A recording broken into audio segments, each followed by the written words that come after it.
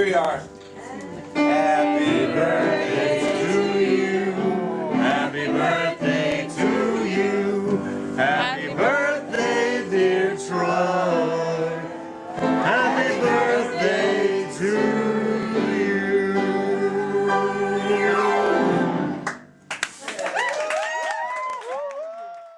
Oh, it was very much like a Bruce Springsteen song. It was steel plants, working class, very middle class America, lots of, very poor and lots of farms. So it was very much the Midwest of the United States. And growing up, there wasn't the internet and things like that, so it was more everything you saw on television, or everything you learned was through your albums and through the radio and some television. My father was a truck driver, and he would sing Elvis and George Jones and country songs, and he would make up songs constantly. He would just, part of like a game, he would make up songs. He still does. It's very good imagination. And my mother is Korean, and so she grew up, and she liked pop music. Like her favorite was Bobby Darin, Sam Cooke, loved Elvis Presley and Freddie Fender. So when we were growing up, we listened to that and Johnny Cash on the albums. And then in her car, she had 8 tracks of Freddie Fender, Sam Cooke, and Elvis, and she would play over and over again. So those were my favorite singers. Growing up where it was kind of tough, kind of poor, it was very working class. So when I heard punk music, my sister sent me 3 albums. She went to school in New York City. She went away from us to Columbia. And she sent me Bruce Springsteen, Born to Run. She sent me the Ramones' Rocket to Russia. And both of those albums changed everything. I was writing lyrics at the time. I had a notebook and I would write ideas because I would have all these massive ideas, but I couldn't play very well. And I would try to get people to play guitar for me, and I would try to explain what I wanted, and it was very difficult. And so my brother could play a little bit, so I would think of some ideas and words, because I felt like I wasn't going to be very good at learning another person's song because I couldn't play guitar. So I thought if I made my own song, then someone could play it and I could sing it. I'm not sure why, but I had these ideas because I started listening to college radio, 97X, and they were having all these bands, and every moment there would be a new thing I had never heard, and I thought, if I'm ever going to be one of these artists, I have to write my own songs. He was playing the guitar, and he actually took the time to learn the chords, but he was very shy, and I wouldn't take the time. So I knew how to hold the string, but I couldn't sing and play it at the same time. So I would go knock on his room, and I would write the idea, and then I would make him play it, and I would tape it while I sang. And sometimes he just wasn't interested in doing it. He was making models and doing things. So I would get really mad and beat on the door, and then I broke the guitar once, and he thought it was really funny. And then when we started the band, I told him I needed him to be the bass player, and we had to borrow a bass, and my friend taught him how to play the bass a little, and he got the job. But he didn't want to. He was really shy, and so we told him the bass would be really cool, and that we'd get to go to the bars, and they'd get us beer, and we'd meet girls. And so we both agreed that was the very least that we hoped happened. He was our neighbor. I remember the day I moved into, he moved into next door to my brother and I. I was maybe 12, and he was 14. And he moved in next door, and he was riding a skateboard. And I got off the school bus and said, "Hello!" And he just sort of stared at me like I was an idiot. And then I went in, and then we fought for a year or two. He would beat my brother and I up. He was very mean. And then we became friends. And we became friends over music. His brother was in a famous punk band, and when he came to visit, he took all of our cool albums that we listened to, like Bad Company and Tom Petty, and he broke them. And then he put The Clash on. He drank his beer, put it on, and I sat and I said, "Wow, he's cool." Then he told us about cool shows, and so we would get in Eric's car, and we would sneak into a club and see Dead Kennedys. We saw all the bands, the big punk bands. and I said, this is what I want to do.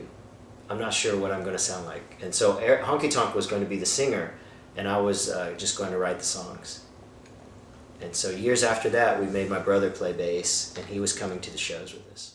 We formed it, I worked in a restaurant when I was really young, and the person working next to me that was working with the bakery, he had a cool patches on his jacket. One said U2, one said REM, and then nobody knew those bands. They had one record, and I said, I heard them on the radio, I bought their albums and they're great. And he said, you really like that kind of music? And I said, yeah. And he was my age, but he played in a heavy metal band, and that's what he wanted to do, but he really liked cool songs. So he said, well, he actually could play, and his friend was a drummer. So I said, well, I have my brother and myself, and I have kind of these songs, and I said, we should play together. And he only agreed to play if we would play cover songs too, but I said, I don't really want to play cover songs. I said, maybe if I do a True Believer song or somebody that I think's cool. He said, well, you sing those songs, and I'll sing U2 song, I Will Follow, and REM song. And he said, and then I can play those songs I like, and then my other band, I can play my other rock and roll.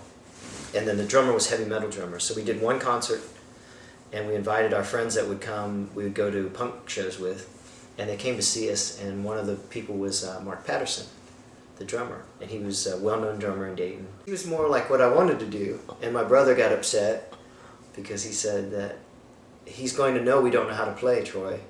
And I said, he just saw us, he knows. But he likes us. So Mike got, that was funny. And then he joined the band, and he was leading us. He was more mature, and he knew that we had talent. I'm here with Troy Campbell and Mark Patterson of the Highwaymen. Mark, how did the band get started? Well, it was pretty much by chance.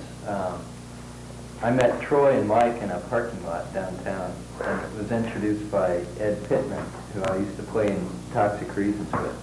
And then went down and we jammed in a barn down in Germantown, and it just worked out, and I got pretty drunk and decided to join, and I think that had a lot to do with it. Mark, I say Mark helped get our career straight, and he had direction, and he had been touring the country, and he really liked the things I did, like Los Lobos and the new bands like that, and so we were listening to those bands really carefully.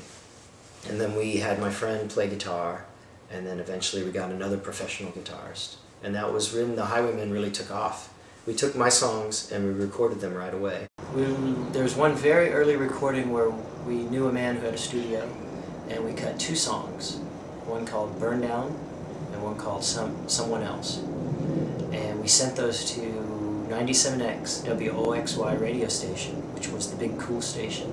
And we won second prize, the first contest for best band. And the next part of the year we won number one. And they gave us a little bit of studio time in a fancy, nice studio called, Wayne Hartman Studio. And we went in and we cut those 4 songs, the Highwaymen EP.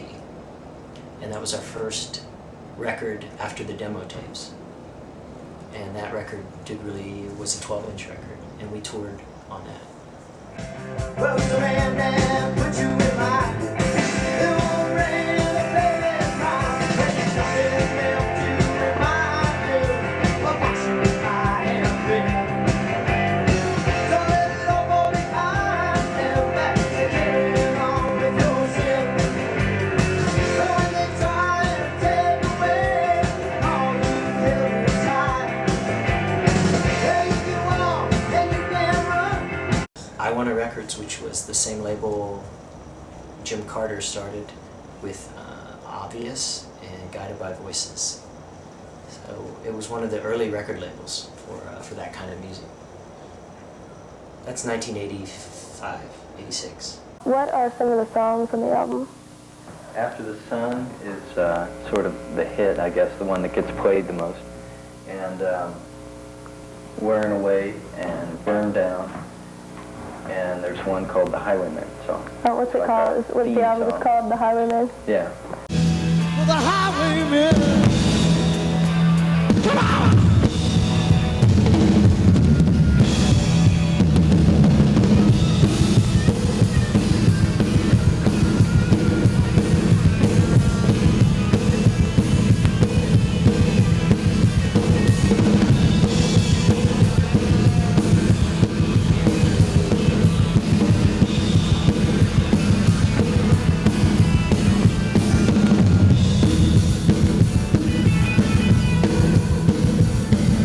She lies by the railroad track as they pull him from the fiery wreck, and a crowd grows just to watch it burn. You never know it till it comes your turn, and you know where they'll be found.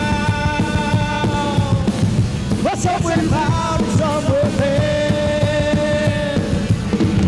What's up on the ruins of your town? And live or die on the highway. Like a highwayman, for the highwayman. You think it's tough on a highway with a highwayman.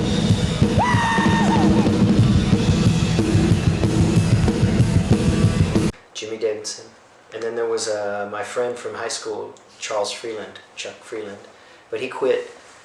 He was going to go to college, so he quit.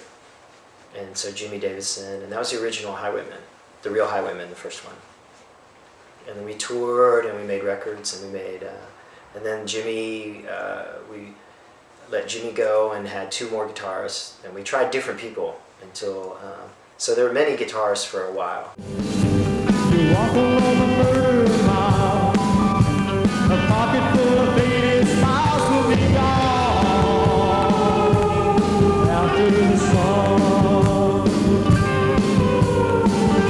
So wipe away the newfound rust and pull yourself from the dust and be gone.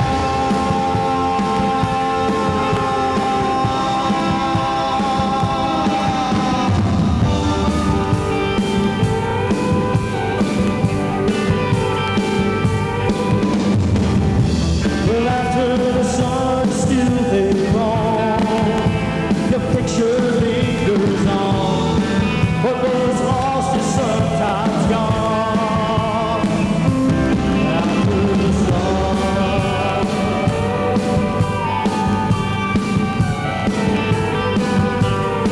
How do you describe your music? Well, it's a mixture of a bunch of different kinds of music that we're all influenced by. We like rock, bluegrass, country. We like a lot of older English punk bands. And I think it came together into one blend. I don't know. There's not one band that really sounds like what we want to do. I understand you did some touring this past year. Would you like to tell us a little bit about it? Sure. We took 4 separate trips this year, 3 trips to the East Coast, 1 small trip, and the last trip we did, we just got finished with about a month ago. We went to Texas. We toured everywhere. Our first tour was the East Coast, going out to play CBGB's. We got a gig, so we were really excited, and we played on a Monday night in the original CBGB's. It was very exciting. And we also played another show in Delaware, and we hung out, and then we went home, and we were so excited because it was such a long drive. And the whole way we would listen to the radio, and I think it was a very proud moment that we were able to leave Dayton, Ohio, because we would go nearby, and we knew that we had to play in New York City. And it was exciting for me because I had gone there when I was 16 or 15 on an airplane to visit my sister, and she had given me those albums, and I said, one day I'll be back here. And I saw it, and I said, I'll come back here because I have to see the world. And I was back there, but I was playing CBGB's, and it was on the album of the Ramones. I felt like that was so exciting, and it was only 3 years later, 4 years. So that changed everything. Yeah, we did another single, more musicians. We did one called Highway 61 that was really good and live with Frankie Camaro on guitar, and Rick Schutte, and Wayne Hartman on the pedal steel. And it was a very strong single, and it did well, and we toured more. Who does most of the writing for the band? Well, usually I bring in most of the songs, about 80% done, and we kind of work together on them, you know, everybody doing their part and putting their influence in on it. I think that's about how we write our songs. That's how it usually ends up. What do you write about mostly? Mostly a lot about my friends and where I grew up, and things I read about, things I've seen.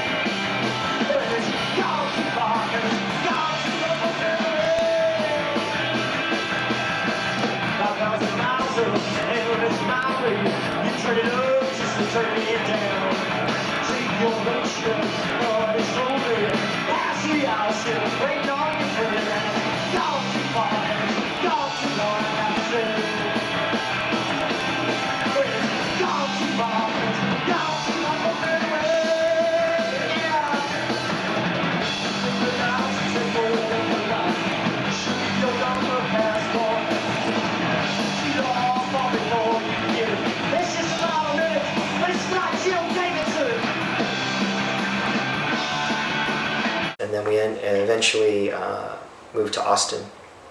And I think in 1988, I visited here to stay with man Alejandro Escobedo to do a concert.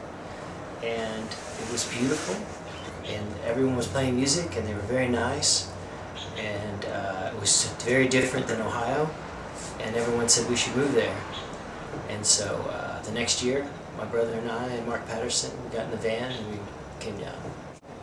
He was in a band called the True Believers. And in Dayton, Ohio, my brother and I were very young, and there was a man that would tell you when the cool concerts were coming.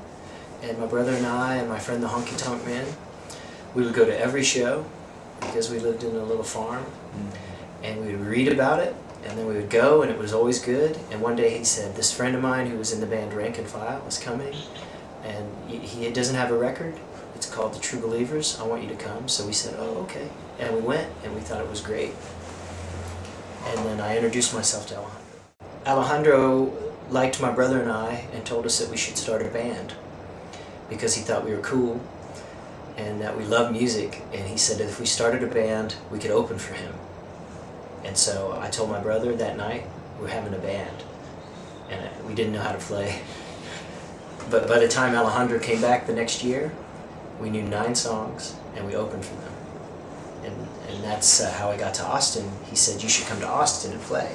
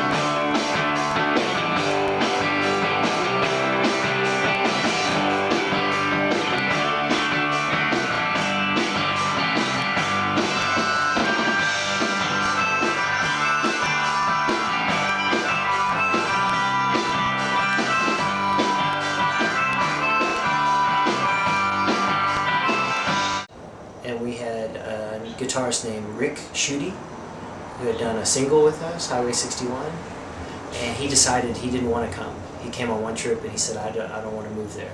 I want to stay in Ohio. So it was just the three and the honky tonk man as our friend. And so we came and we didn't have a guitar player. So we didn't know what to do. And soon after that,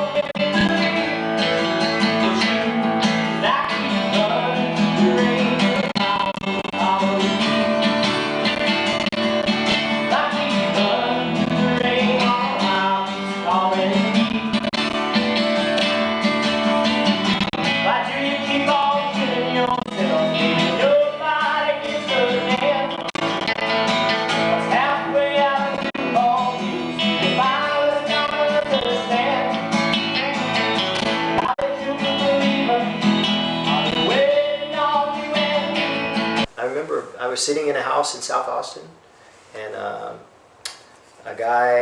two guys, Kevin and a guy named Scott Garber, called and asked what I was doing.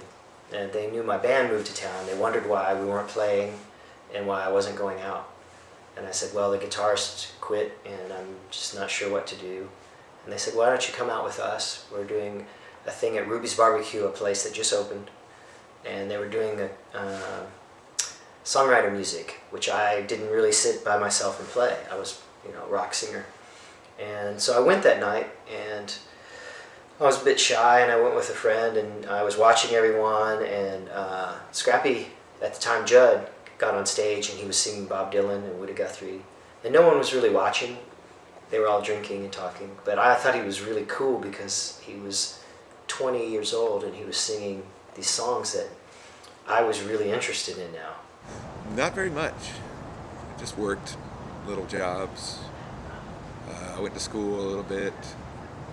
Just tried to figure out how to play, meet people and play, but wasn't having much luck with that. After Jud played, I asked him, I said, man, I think you're great. I go, I'm going to play some songs. If you like what I'm singing, let me know, because I like to work with you. But I'd never said that to anyone before. So I got up and I sang my songs and, tried to impress him. And after I did my songs, I looked around and he wasn't there. So I was pissed off because I thought, that was really rude. And I sat with my friend, and Jud had gone to get a pen to write his number down because he liked it. And he gave me his number, and I was with maybe the honky tonk man too. And I said, that guy's really cool. I just think he's cool. And so I went and I asked Jud, I said, I'm looking for a lead guitar player. Can you play? And he said, his answer was, that's all I want to do. He said, in fact, I'm going to New Orleans tomorrow. I'm going to hitchhike to try to meet Bob Dylan and Daniel Lanois because they were making their first album. And so instead, that evening, I told Honky Tonk Man, I'm going to call him and try to get him to hang out before he goes. And so we hung out at the house and drank, and he played the same songs. It was really great. But I never saw him play leads or anything. And he didn't actually know how yet. He was just cool. So I called Mark Patterson in Ohio, who was on vacation, and said, I found the lead guitar player. And he says, what does he play? I said, I don't know. I think he's really cool. And he said, but what kind of guitar does he play? I said, I don't know. It's just really cool. I said, you have to trust me. And then he came, and when Jud and I and my brother and he played, we realized Jud really hadn't ever been in a band and had never really played. He may have played a bit in his room like Chuck Berry. And Mark took me aside privately and said, we need a much better guitar player. I agree though, he's really cool. So I don't know what we're going to do about this. And I said, well, how about we keep him and we find another guy that's really good until Scrappy gets better, until Jud gets better. And that's what we did. And Jud got better. And then he became Scrappy later. During that time, we started calling him Scrappy as a nickname. It was a joke. It was for fun. What? Because it doesn't mean tall. It means small, like tough, but little. Like a little guy that can fight. So we would make a joke and we'd say, because he was so tall, we'd say, he's tall but he's scrappy. So, because people would say, he's little but he's scrappy. So we'd say, he's tall but he's scrappy, as a joke. So we started saying, Scrappy Jud, because he was like our little brother, but he was so big. We just hit it off right away, and I had met Troy before I met Mike, so I knew him a little bit, but not much longer, I don't think, maybe a month. Yeah, a few weeks. I was up in Ohio. Because I think I met Troy in April, and you were down here by May. Yeah, yeah. So, but yeah, just really good guys, good friends. I was really, really happy to be in a band, you know. That was about it, really. That's how it started. We had a man named Randy Franklin, and there's some pictures of us playing with him, but Jud would play the rhythm and some leads. And he became really determined. He didn't own an amp. He didn't own any equipment. We had to borrow equipment. And he became very determined, and he spent day and night practicing. And he would try to quit every gig because he didn't think he would, he thought he was holding us back. And I would refuse to let him go. Just because he was cool. And my brother and I didn't know how to play when we started, so it was nice for us because we felt like he was like us. He was all in the heart. And that we became better, and that he just needed support, and he got better very quickly. And as you know now, he's the best there is, I think. Jud joined that band right before I moved to town, or right before I met him. And those first like 3 or 4 years, I who went to every show, could just see him just getting better every show, just every show. So he just did so much work during that time period, just getting better and getting better and getting better. You know, we had the 4 songs, then the Littles record, but we didn't have anything that showed us now, like with Scrappy. So we cut a recording at Liberty Lunch. We had a recording unit, and so we played some new songs, and then I made a cassette so we could give to people so they could hear all the music and also hear Scrappy. And it was a way to get people introduced to the band and to have something to talk about. And it was so strong that we thought this is a good impression because it was very live, and it was a smart move, I think. When you're in your 20s and you have a small record deal and you live in Austin and things are cheap and girls are really pretty, it's a nice lifestyle. We had a place called the Highwaymen house. It was a 3-bedroom house that had usually 3 or 4 people living there, and it was kind of a party house. We would Always extra people around. Yeah, we had lots of friends who didn't have any place to stay wouldn't stay there, and we would have parties after the shows there.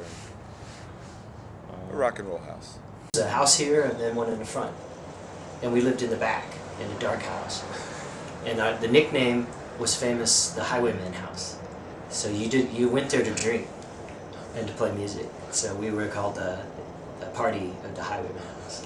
I'd go over there and we'd play songs and talk about songs, talk about music and stuff like that, and listen to music and,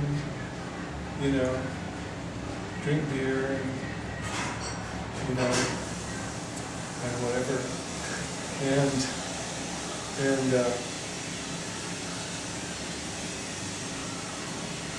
And then, there was, in terms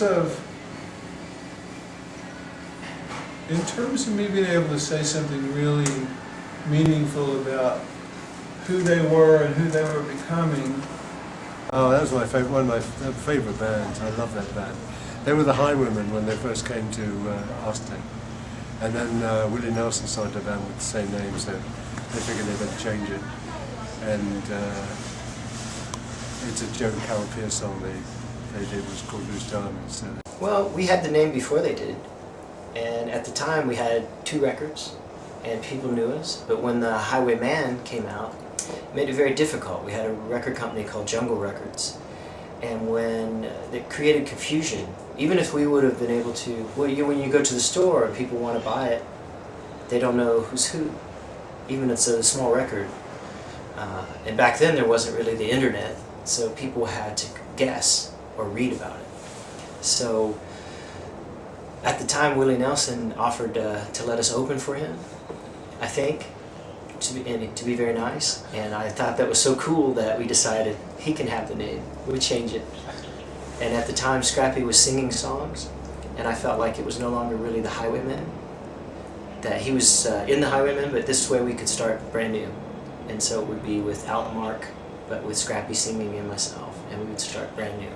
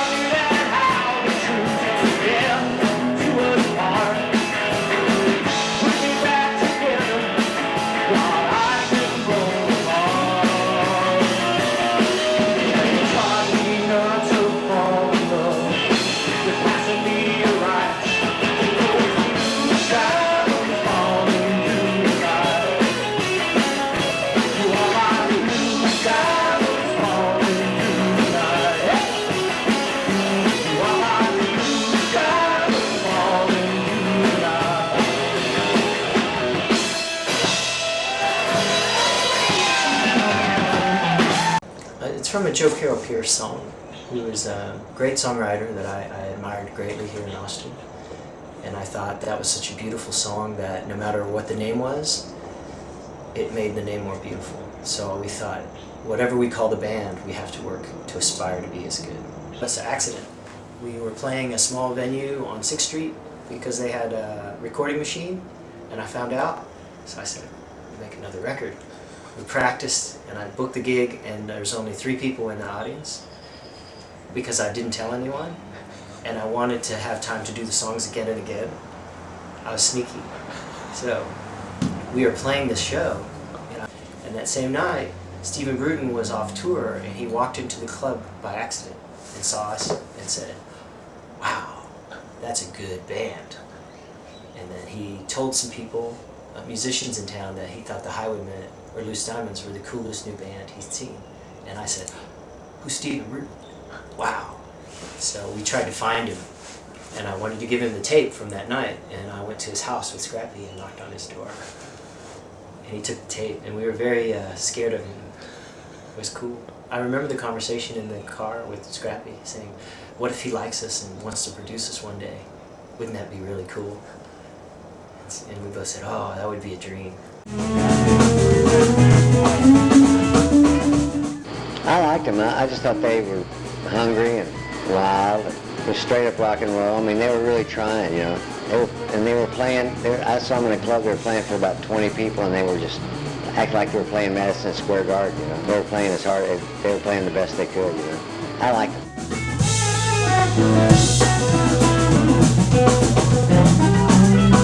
That was because the record wasn't finished, and we were going on the road, and the band called Cracker had asked us to tour, and we needed to have something to sell. So the label said, well, let's make some cassettes, and you can sell these on the road to make money while we finish the record.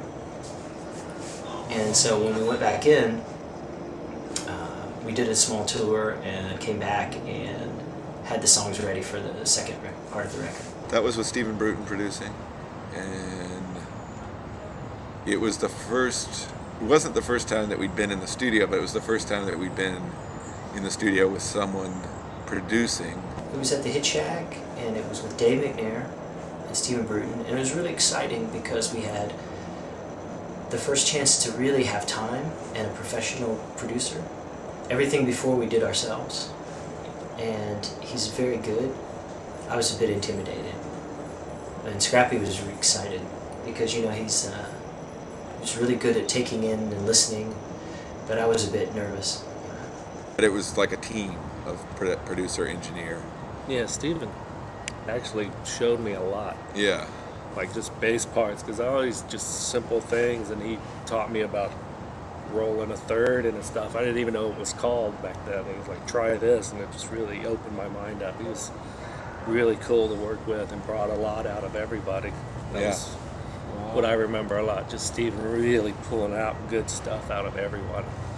It was the best album, EP of the year, and we sold a lot, and people like Ray Wiley Hubbard, different people had the cassette and became our friends because they liked it, and then they offered us concerts.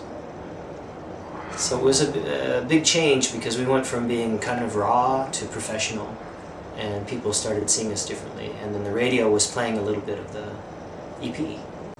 Well, that was kind of the same session as Blue Days, Black Nights. We just did it over a period of time. So we put out a few of the songs early on Blue Days, Black Nights, and then a few months later went in and did the second half of it. We had Reese Winans, this is from Double Trouble, and when he came to do the B3, I was really excited because I was a big fan, and I was in, and he shows up with the equipment, and we help carry it, and it says Double Trouble on the case. So I was really freaked out.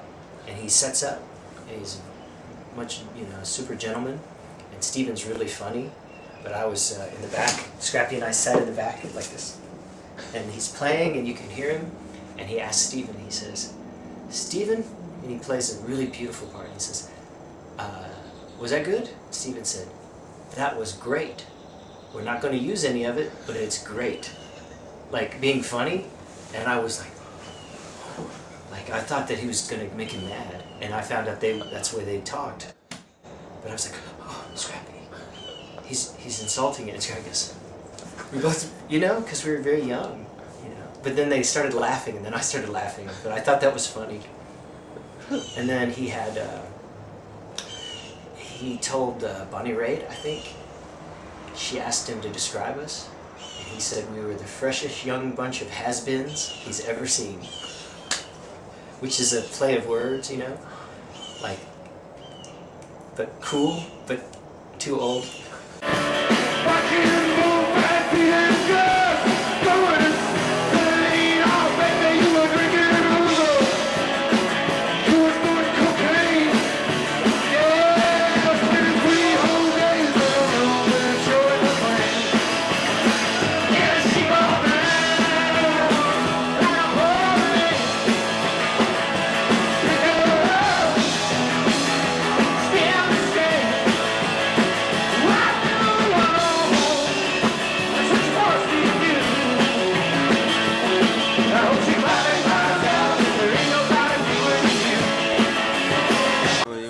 It was a gumbo bar, and I think it still exists. It was on South Congress, but they had Alejandro Escovedo playing with a roughneck band of his at the time, and Loose Diamonds were opening up, and they blew me away.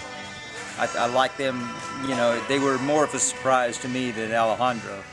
They would play a song, it would rock. They might play 2 or 3 or 4, just great, just rock and roll songs. And then the next thing you know, Mike's got a puppet on his hand, and they're talking to the puppet, and Troy's introducing a song, telling some story that is not true. Yeah, Troy would just say anything. On stage, he would introduce songs with like different stories about these songs like every night. And he would just make stuff up. And so it was incredibly entertaining. So that was fun. It wasn't so serious, you know. It had a real like punk rock element. We used to, I mean, pretty much any place that had a gig. Anywhere that had a stage. The Hole in the Wall a lot. The Hole in the Wall, Liberty Lunch, Antone's. Antone's some. Continental Club. Continental Club a little bit. Oh, parties. Where you used to work all the time. Oh, the Blue Bayou. Blue Bayou. The Blue Bayou. We used to rehearse at the Blue Bayou. Yeah. Well, now it's... Oh, the Outhouse. Austin Outhouse. Austin Outhouse. Wow, I forgot about that place. Yeah. I would say the Hole in the Wall more than any place. I decided to go have a beer across the street, and I walked across the street to the Hole in the Wall, and Loose Diamonds were playing. They were Loose Diamonds by then. If not the first time I'd seen him, one of the first few times. And Jud was I thought was just a raw talent. Really, he had all the right ideas of how to play a song on electric guitar, and could play lead really but raw. I could see it in him. Troy had one of the best voices I'd heard that night. And the songs were great, and the rhythm section was great. I think Matt Esky was playing drums, and Mike Campbell, of course, playing bass. And I just thought they were really serious about what they were doing, and they didn't seem to take themselves too seriously. They were really funny between songs. Yeah, I used to jump up and sing backup with them and stuff like that. 3 a.m. I see still here now. What this train if I didn't even touch the earth? And I ain't much for advice. No, I ain't much for advice. Success, it's a sin I know, but it's one on which I only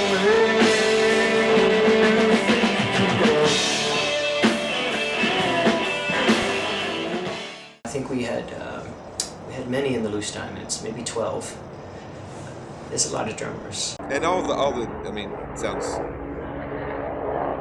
funny, but there were a lot of drummers in that band, and they're all really good friends too. And then Mark left when the Highwaymen stopped, and then the drummer, we had Ron Irwin, and we had Matt Esky, short period, Darren Hess, a guy named Sniz. Then we had a keyboards player. We had Dana Miser was a long time, and Ian Bailey was the last official on-album drummer. And we had some other people fill in. We had several drummers. But it was because we worked so much that some people it was very difficult to keep up because the work schedule was so... And we were very intense. We were drinking and crazy. And when you're close, like my brother and I and Scrappy, it's hard to feel a part of it unless you're right there. It's a bit intimidating, I think, even if though we were very kind, we were very close. You know. We met Dana Miser, who became a drummer for a very long time. He's a professional drummer, and we met him in South Austin. He had moved here from Arkansas from a band called the Gun Bunnies. And I did one rehearsal and asked him to join the band. The band was doing very, very well when I joined. I mean, they were like at the top of the game in Austin as far as, you know, live bands. Always crowded shows, lines out the door, you know, lots of people were into the band. So they were definitely just real high energy, sweaty, all out rock and roll shows, you know. So even though it was kind of Americana ritzy style of music, and you know, those songs on both Burning Daylight and New Location, I mean, they definitely rock, and especially live, they were the energy, you know. It was very fun to play.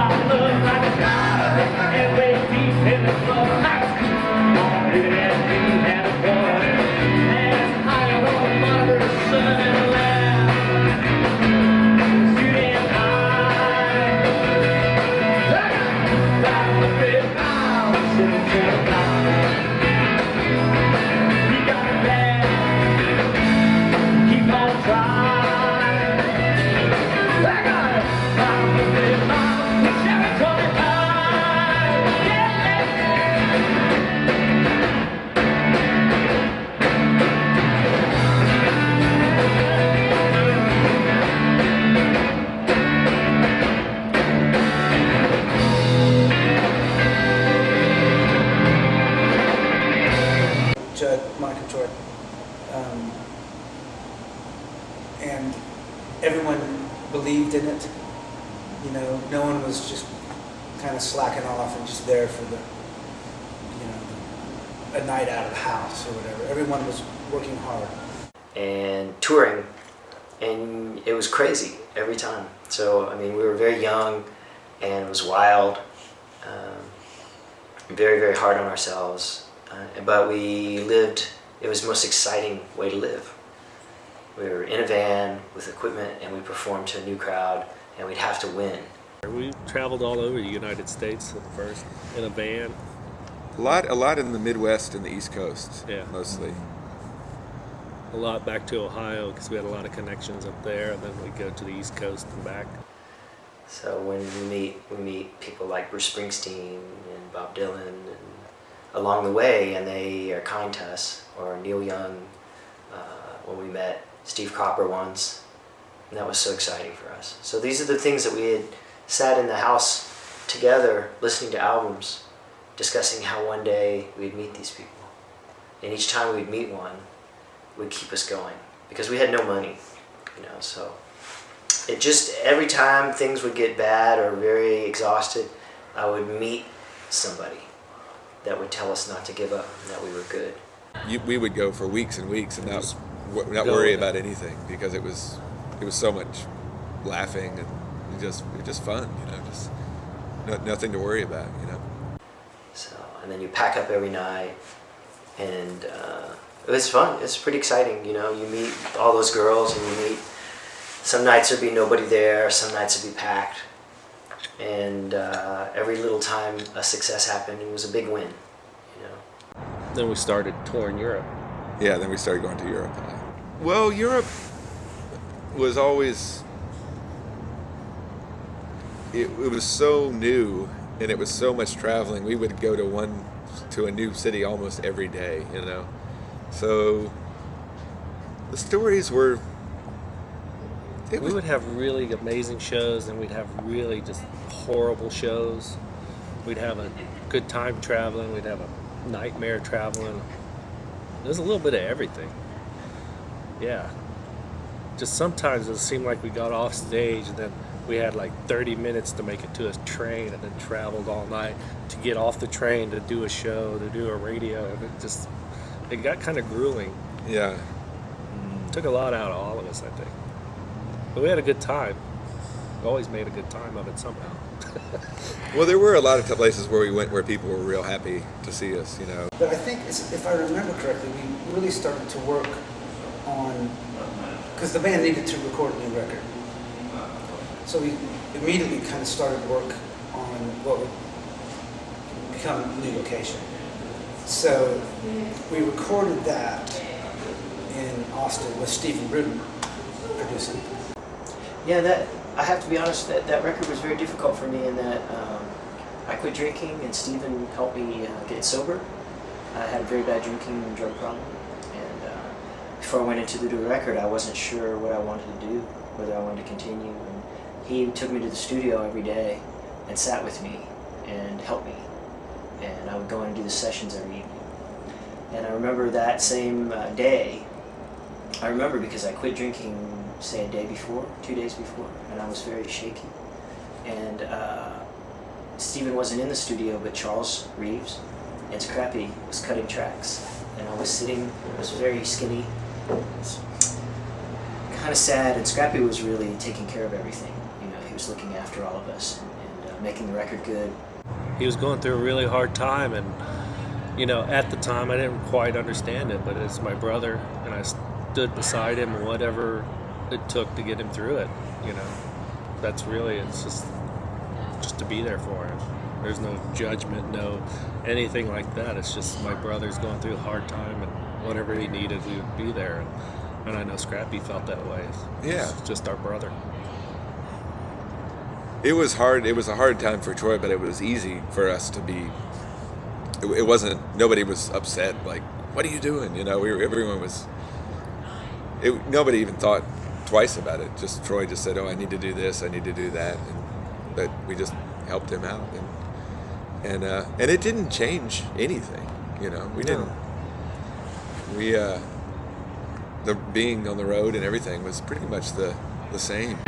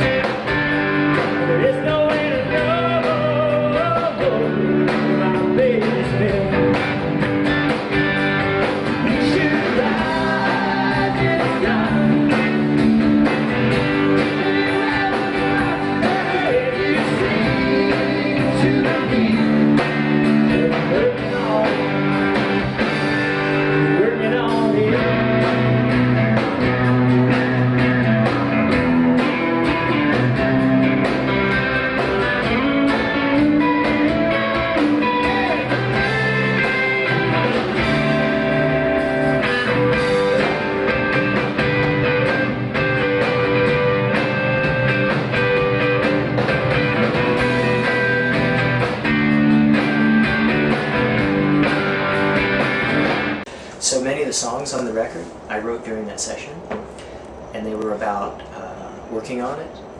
It's about trying to figure things out enough to know. So you can hear the nature of the lyrics are about getting outside of myself and getting back to life and stop thinking, being, I was so tired. I was very young and toured for 8 years. How many years that was, I never stopped working. I was a young guy. But by then I was tired and felt like I'd done everything. So new location was a way for Scrappy to step up and to take charge, and for me to let go. And I think that's why we were able to transition to Fresco Fiasco, and for me to be able to do solo on Scrappy.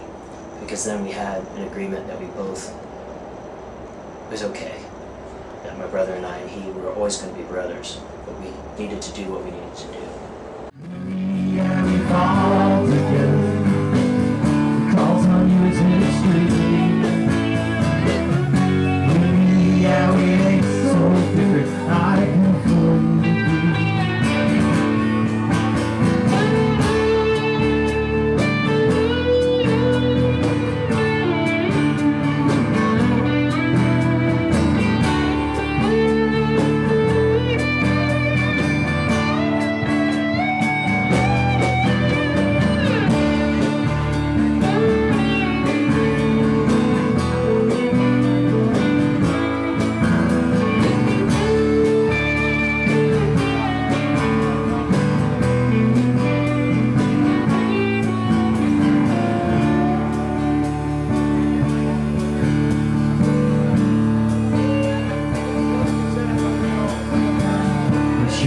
Dark runs too fast, and I'm still cold in the king bridge. Killed your soul, there's no turning back. You just don't know how much I shake. Not to know you're out there somewhere, riding just like I did before. Not to know that I finally found you. Oh, I keep searching for. Not to know you're out there somewhere, riding just like I did before. Not to know that I finally found you. Oh, I keep searching for your shining light.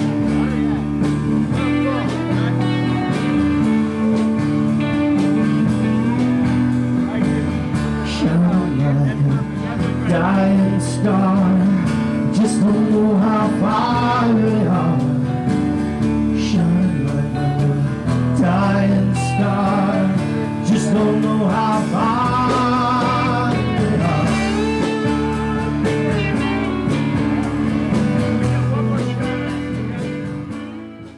we just kind of slowed down, and plus I think my wife was pregnant right around then. Yeah, I think so. So I slowed down on the touring because I didn't want to miss my son, and it sort of all just sort of fell that way, you know. Traveled some with Dana, and then we started playing with Ian and decided to do. I just remember showing up. Yeah, there was no real plan. There was no plan. Ever. Whatever. Yeah.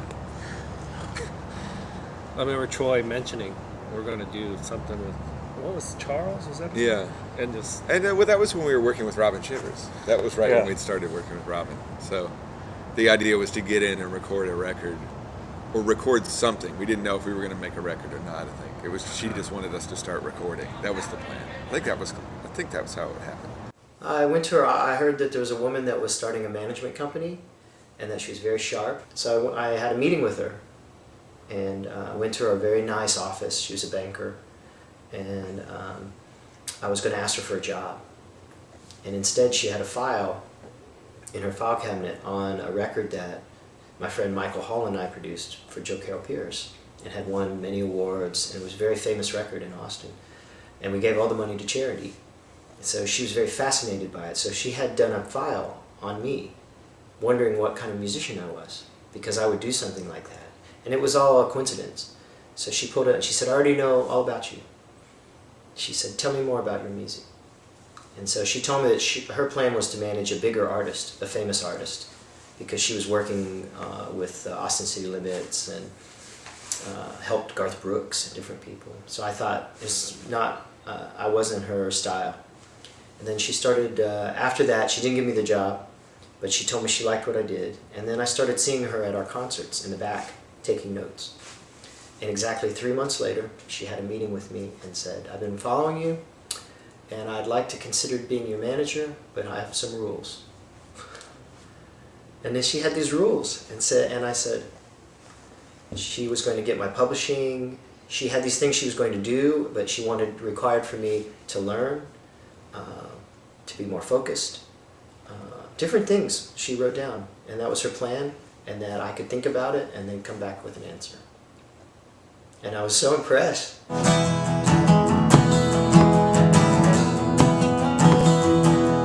Driving high on the plains one night, I saw a falling star so bright. She was falling so slow.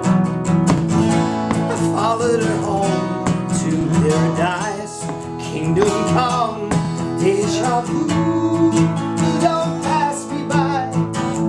This diamond keeps falling through the night. Yeah, you meant nothing by it, just blues, diamond fall. Like the night was your true calling, and these skies are your dance hall.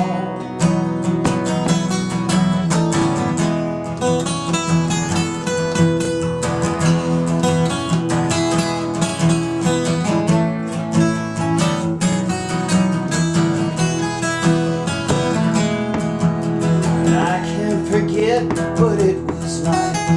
Who came inside your fire that night? It was like you were that diamond in that wind ring of mine. It's true paradise, kingdom come, deja vu. But don't pass me by. This diamond keeps falling through the night. she was always just super sweet. She was just really sweet woman.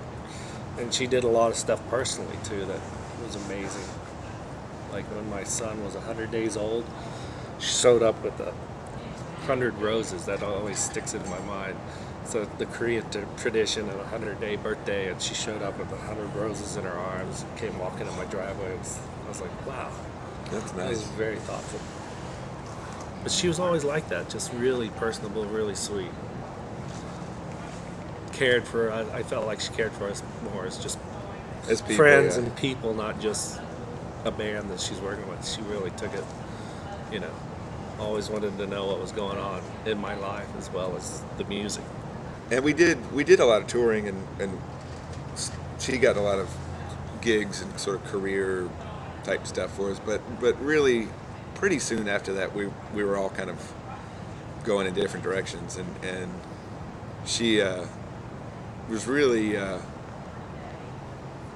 very nice about all that. Like, still just like Mike said, was really more concerned just as a friend and just interested in what anybody was doing. And I think she, for a long time, hoped that band would get more together or get back together or do another record or something like that. But yeah, she was just it was like one of those deals where I don't think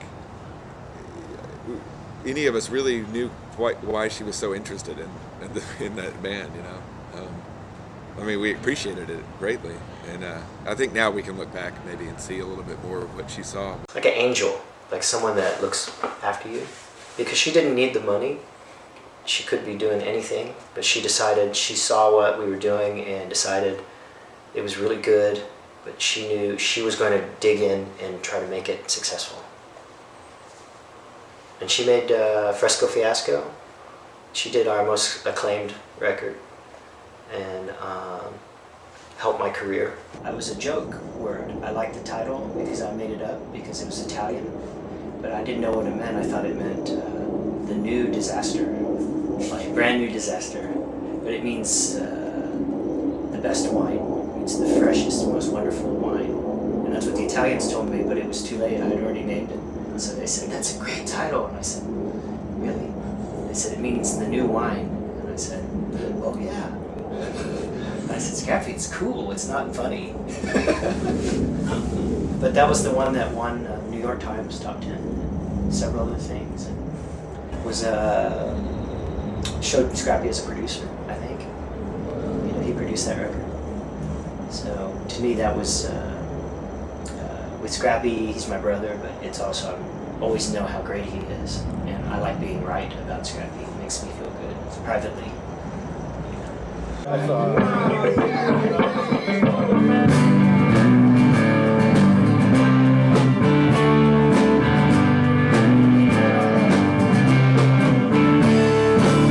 We slip away to a quiet place with me. We turn away from apology. In between the big rock and the willow tree, where the water runs, is where I bleed. And the roses all bloom like a shield. Up on the rooftop where you hide your tears. I remember long walks in the cold wind with no jackets. All I had was a quart of beer. I know how much.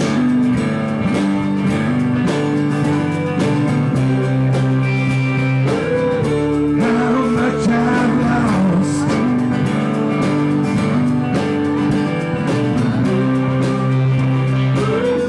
How much I've lost. Not a single day is numbered anymore. That song come up when I might open the door. And the birds scatter, dust kicks up, and the rain just pours and pours. But down on how much.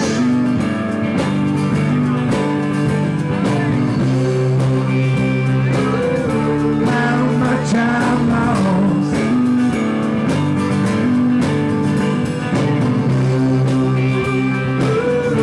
How much I've lost.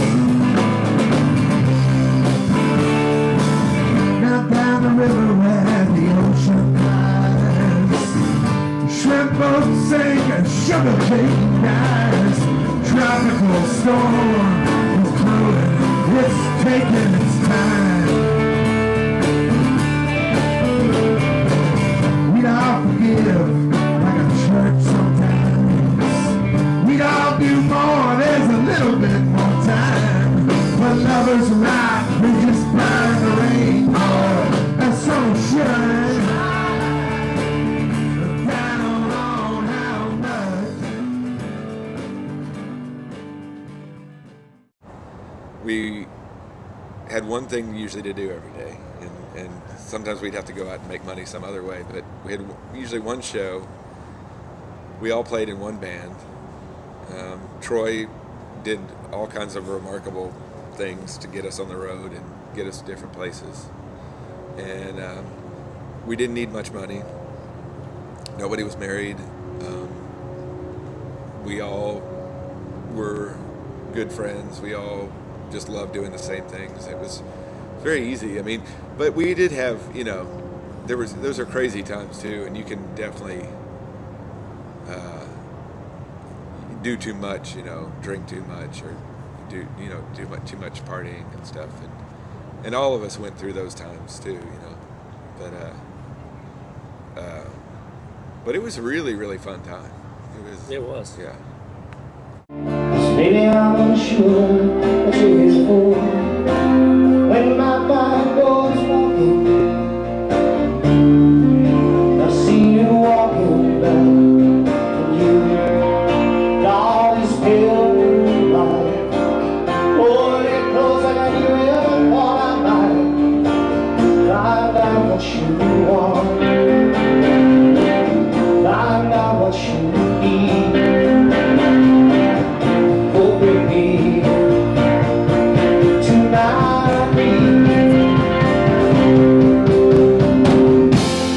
Driving past your house, I am listening to the radio.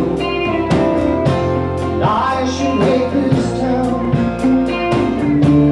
only for the rain on the window. It's hard to get you away. Everyone is untrue. These walls are falling. My dream is falling around you. Now your pale moonlight, hold it close and you never thought I might find out what you want, find out what you need.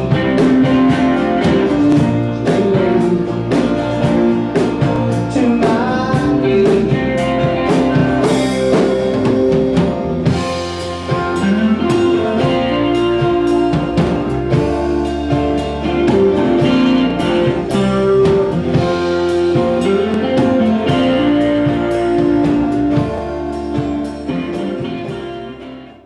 The Loose Diamonds were established already in Austin. They had this network of fans and friends that would come out to the shows every week or whenever we played. And a lot of those people I'm still in touch with today. You know, so I met a lot of really, not just the guys in the band, but all the fans and friends. And some of those people are still good, close friends of mine today that I still keep in touch with. So It was like Mike said, I mean, it was as much just a group of friends as it was a musical thing. I mean, it was all one thing. It was music, but we were also just people who were really glad that we knew each other, and we all kind of took care of each other and did crazy stuff together. And but yeah, so there was a lot of chemistry. So you wake up shaking like so many other nights before. I come these same bad dreams, and you sweat by your bedroom door. Are they gonna find us? Are they gonna find us? I keep singing away till you wanna come home again.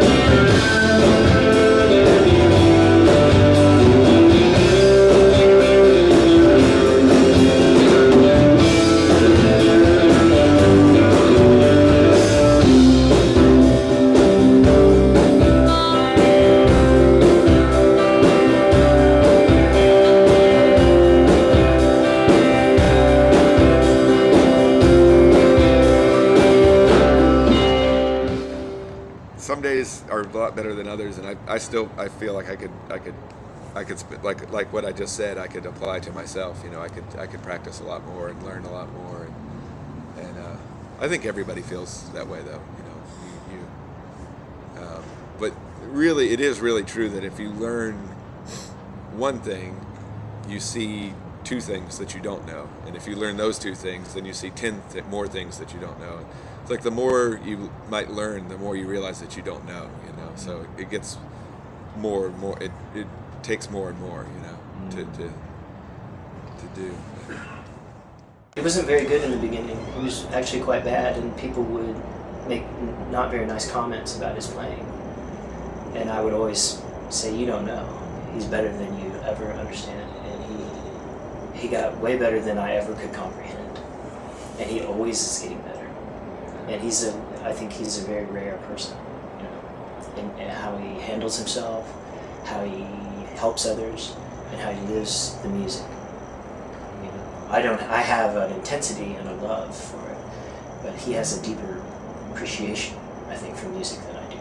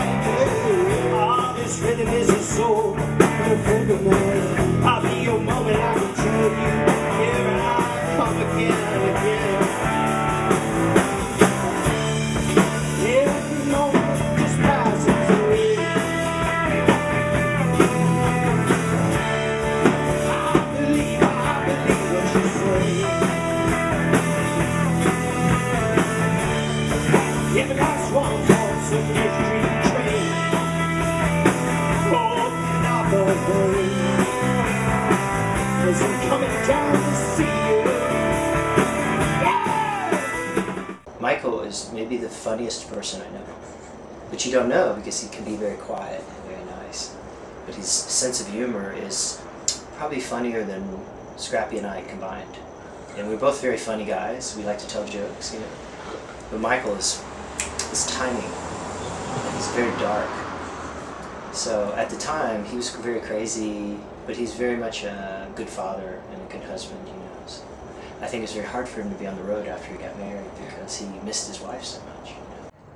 I mean, we went through so many good times and so many bad times together. Like when I won't see Jud for months at a time.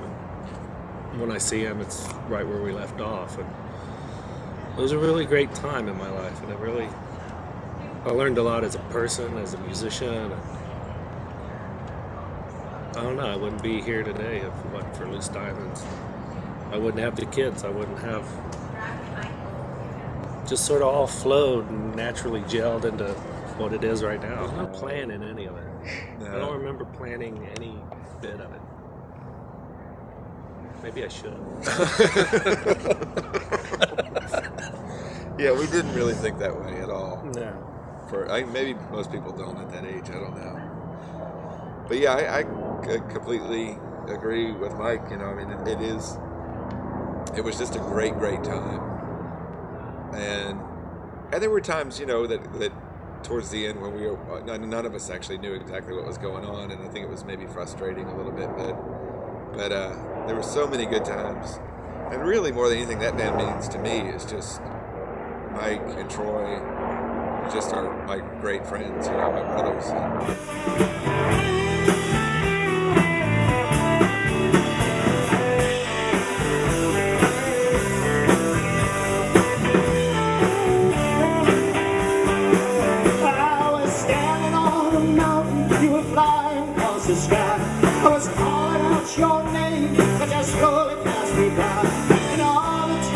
on me, you still can't say a thing. I was back in my old city, I got lost down every street. Ah, but sometimes at night, it's hard.